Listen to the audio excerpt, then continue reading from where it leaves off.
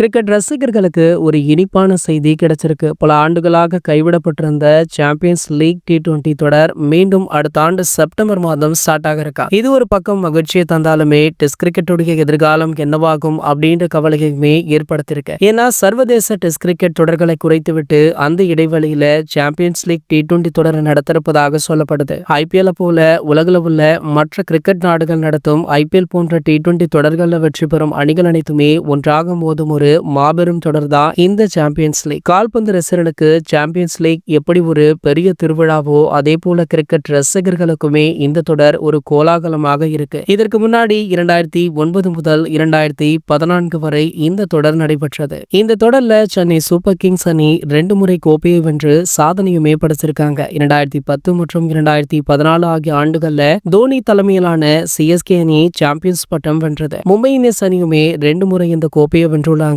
இதன் மூலம் IPL அணிகள் இந்த தொடர்ல இந்த அளவிற்கு ஆதிக்கம் செலுத்திருக்காங்க அப்படின்றது நல்லாவே தெரியுது. இந்த ஆண்டு பாத்தீங்கன்னா RCB அணி வெற்றி பெற்றது. ஆகையால RCB அணியுமே சாம்பியன்ஸ் லீக் வெல்ல வாய்ப்பு இருப்பதாக சொல்லப்படுது. மேலும் பாத்தீங்கன்னா எந்தெந்த அணிகள் இந்த சாம்பியன்ஸ் லீக் தொடர்ல கலந்து கொள்ள உள்ளாங்க அப்படின்ற அறிவிப்பு கூடிய விரைவில் வெளியாகும் அப்படின்னுமே சொல்லப்படுது. இதனை BCCI அதிகாரப்பூர்வமாக தெரிவிச்சிருக்காங்க. இது போன்ற கிரிக்கெட் செய்திகளை பற்றி நீங்க உடனே தெரிஞ்சுக்க நம்மளுடைய சேனலை மறக்காம சப்ஸ்கிரைப் பண்ணிக்கோங்க.